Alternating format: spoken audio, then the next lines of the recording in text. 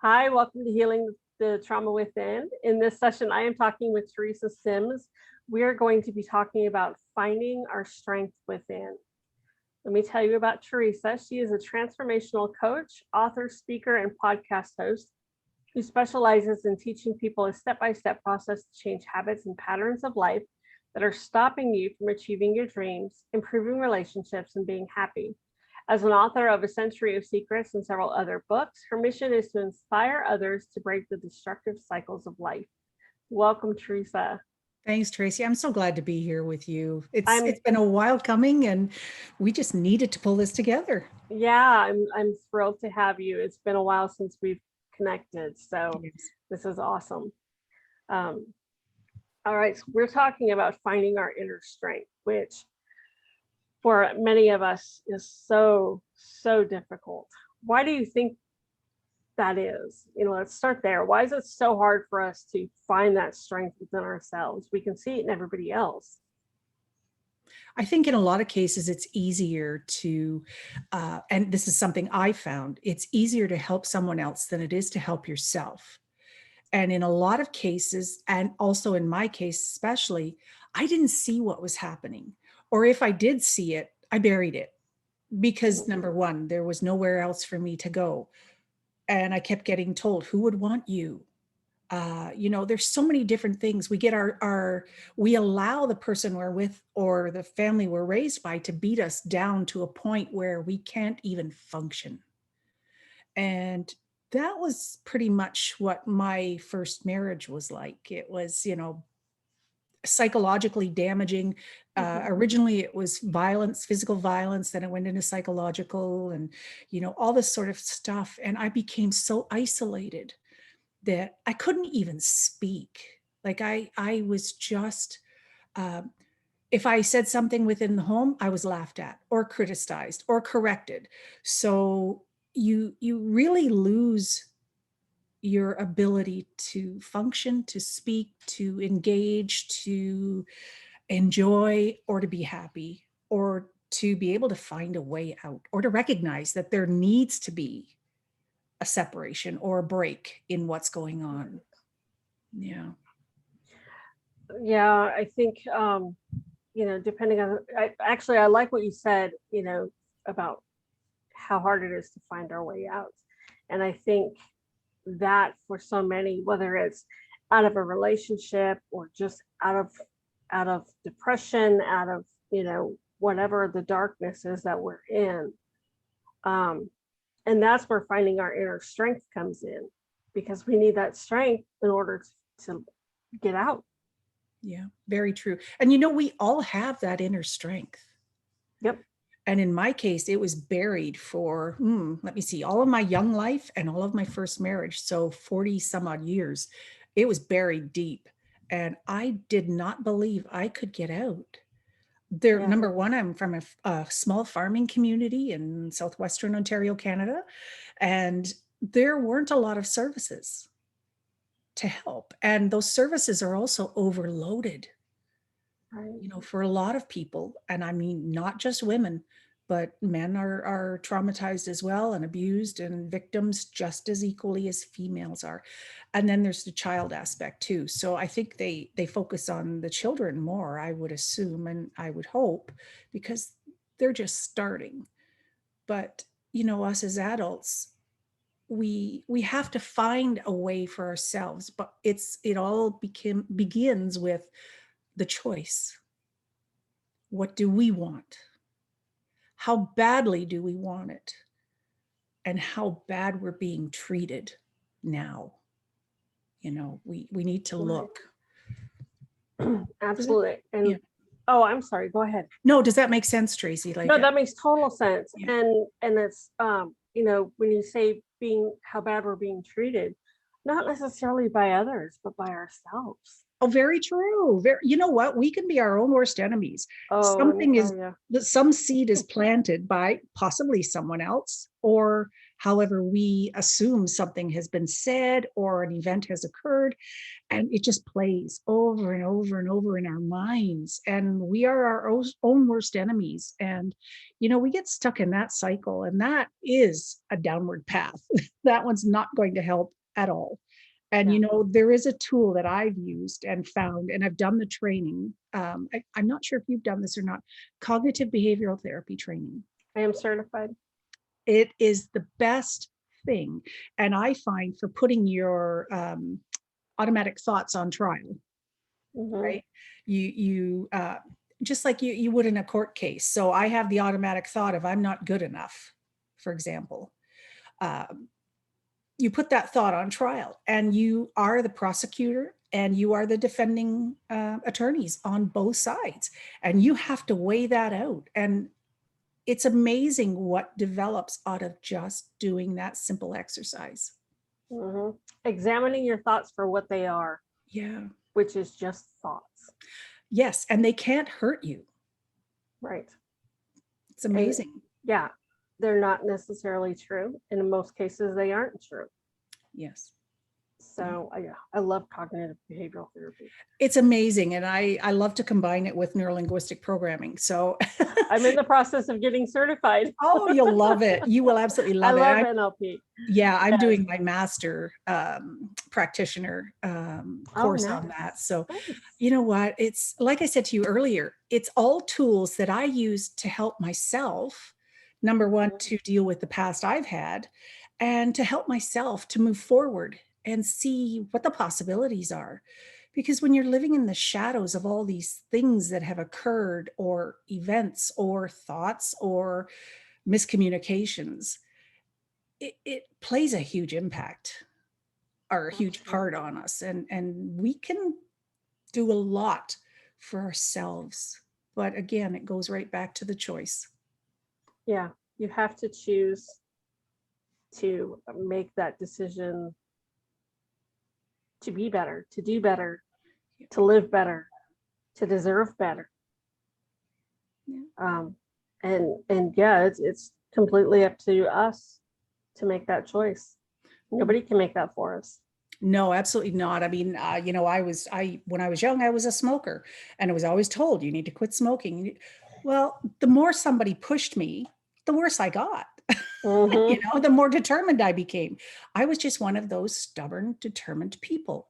However, not in all aspects of my life. So I procrastinated. I did everything no, I'm not ready, and I'm not going to stop till I'm bloody well ready. Well, when I was ready, I did stop, and I've never looked back. So, but each situation is unique.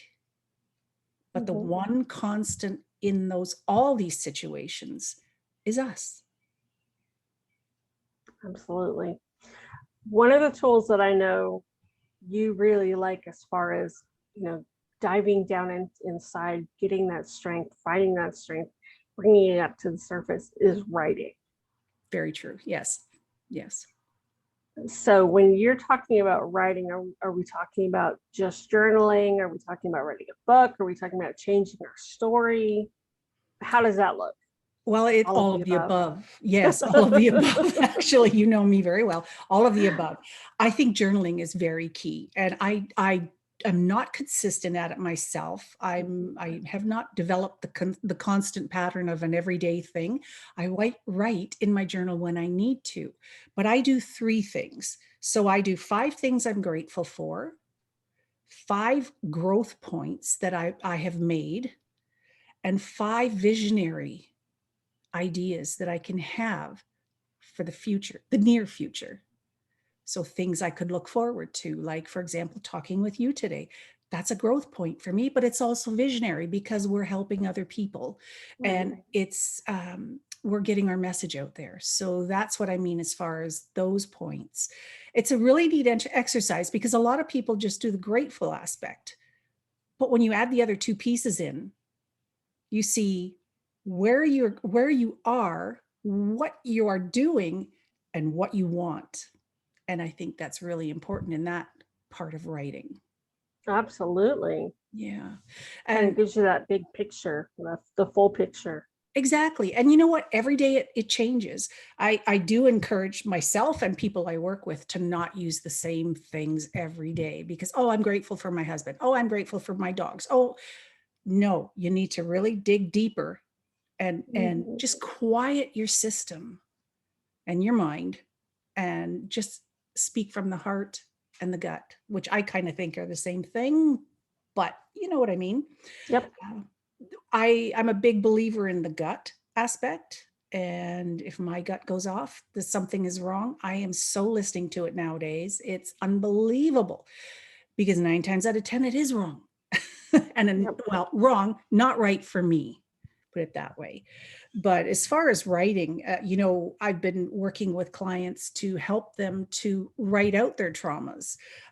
One gentleman I'm working with is writing his first book, but it's not based on traumatic events. It's a book based on his experience going from the corporate world into entrepreneur world. We got started into it, and it's interesting because he had a major writer's block pop up. And it was all based around a traumatic event that he had experienced 15 years ago. Hmm. So once we did a guided visualization and we quieted him down from the core, the writer's block left. And he's writing up a storm now.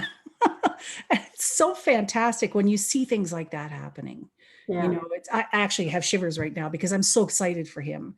And that's part of what neurolinguistic programming does. We talked about cognitive behavioral therapy. You and I did, he and I did. And, writing out what is actually your feeling. It doesn't have to be published. It doesn't have to be shown to anyone. But if you can just take 5 minutes out of a day and write down exactly what you're feeling, write down exactly what your thoughts are and how you feel about those thoughts, and then go back later on and read it, you'll be surprised at what you see. And Hmm. and usually that's the beginning of a story that you need to work on. I like it. I like it. And let's talk a little bit about NLP because the writing can definitely help us with that and with, changing our stories, changing our minds, changing our brain patterns. So let's go into NLP a little bit. Tell us what it is, first of all. Well, my version of neurolinguistic programming is to go in and change your thoughts and ideas around an event. So Mhm. you can set anchors to create new possibilities of that specific event in that particular time. It's using different languages around the event. One thing I love to share with my clients is the circle of excellence, which I love to use myself when I'm doing speaking engagements or, for example, a podcast. You create this circle on the floor in front of you through your mind's eye. And in that circle is the best part of who you are. All your achievements, everything that you've done that has made you who you are, that is exciting and happy. And I'm sure you can see my features changing because it is exciting work. You're glowing. Yeah, thank you. And it's not hot today. But within this circle, you're standing there, you're watching this circle in front of you on the floor, and you're doing a lot of cleansing breaths. And then you just, when you're ready, you step into that circle. And that, like I say, represents everything that is exciting and the best about you and all of your accomplishments. And you pull that up like a shower curtain up around you and up over your head. And you just let the beauty and the magic of everything that is you wash down over you like a shower. You give it a color, and that is your specific color. One of my clients, her version of this was gold. So when she did the circle of excellence, everything she saw was gold. So when we were done doing this circle of excellence, I suggested to her that she either buy a gold purse, a gold scarf, a gold jacket, a top, whatever that may be. When she goes to her viewings for houses as a real estate agent, and she has difficult clients, and this is why she came to me, was this gold article piece, whatever she's wearing on her body physically, will remind her of how exceptional she is, how awesome and wonderful she is, and how strong she is. And with that, no one ever took advantage or was difficult with her again after that, because she was in her most excellent space. I love it. It's kind of when I was in corporate and I used to wear my what I called my power suit, and Mhm. I felt invincible in that outfit. Exactly. I mean, it was just a simple black suit, but for whatever reason, it made me feel like nothing was going to stop me. Exactly. And You that know? made you, when you put that on, it was like putting on your armor, Mhm. that nothing could harm you, nothing could get through it. You could only radiate awesomeness and excellence out of that suit. And that's the part of NLP I love. I mean, there is the other side of it where you could do the reframing, and going through Mhm. and doing the movie scenes and all that, to deal with aggression and things like that. There's many ways of using NLP. I like it just by using language, but the circle of excellence is one of my best tools that I like. What is yours, And Tracy? I love the circle of excellence. I think my favorite, well, I don't know if it's my favorite, but it's my normal go-to is um, being very cognitive of my thoughts, being very aware of my thoughts. And when I have those negative thoughts, immediately catching it and saying, no, reframe, and reframing it into something more positive. So Mhm. for example, this morning, um, when I get up in the morning before I start work, I always go play a game of gin rummy on my computer. Don't ask me why. It's just one of those things I do. So I was playing my game this morning and I made a careless move. I wasn't paying attention, and I was, oh, stupid, so stupid. Oh, That's what I was called growing up all the time. So I right. immediately said, no, not stupid. That was a careless mistake because we're not paying attention, but that was not stupid. You're not stupid, you know. Um, and the thought didn't bother me. The screwing up the move didn't bother me. I was able to just kind of let it go. Mhm. And so I think that's, one of my favorite things about using NLP is I can instantly change my thought pattern, my thought process just by, stop, reframe, Yes. you know. And it's catching yourself in those moments. Mhm. For you're right about those, what you were called growing up. I was called fat and ugly my entire time when I was growing up. Um, I'm heavier now than I used to be. I'm not liking it, but you know what?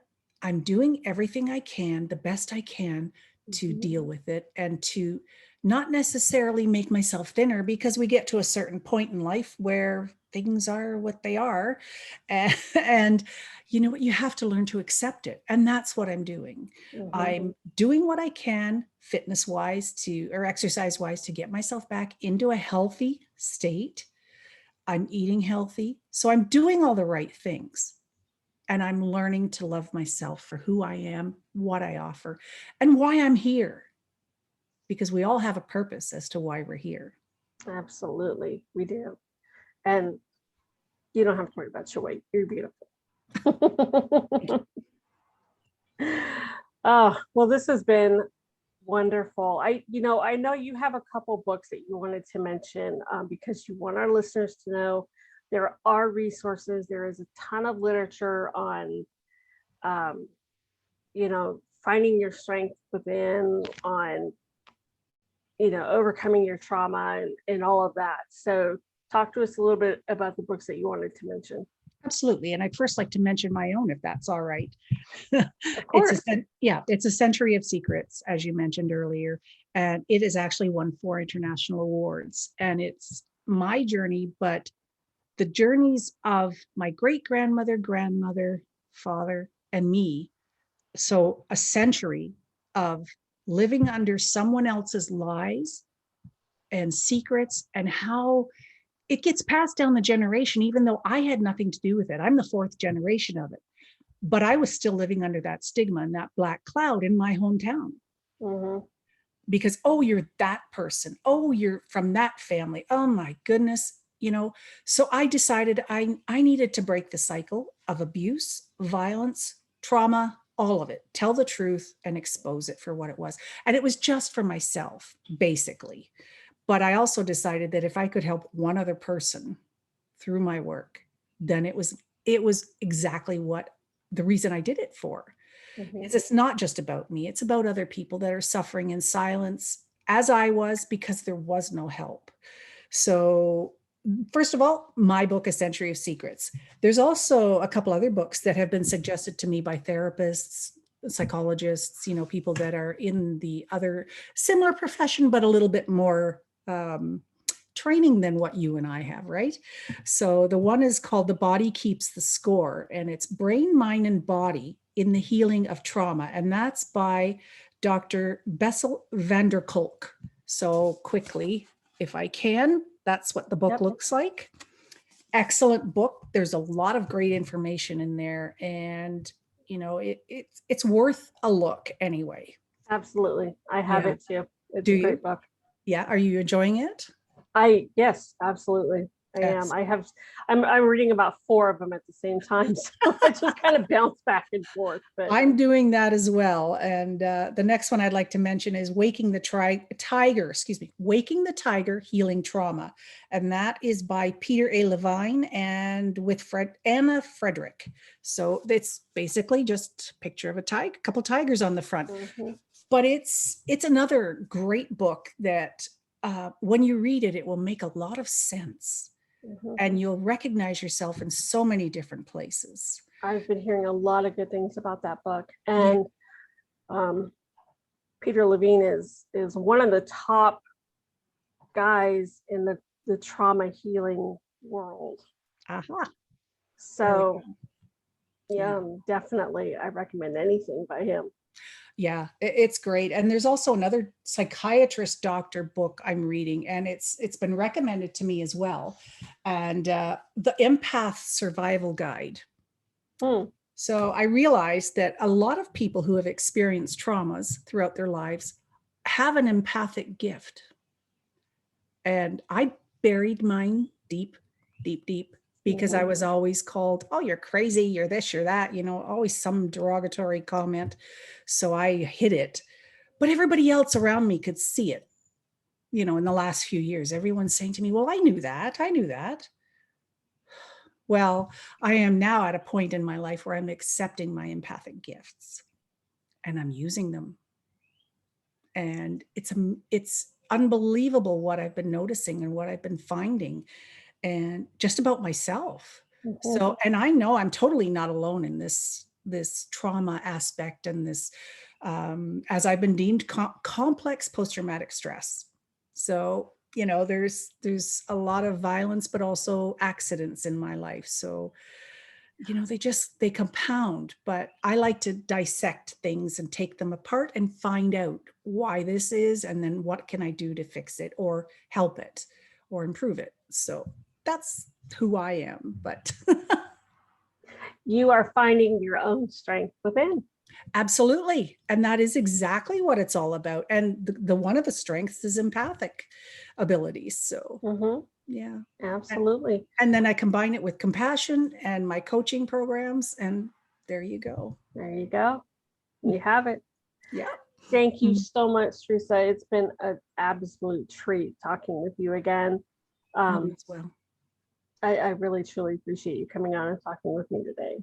Oh, anything you need, Tracy, anytime. I mean, we both have a similar mission in life, and it's here to help and help heal and help other people, guide them through into a better place for themselves. Yep, absolutely. All right, listeners, thank you for joining us, and we'll talk to you in another session.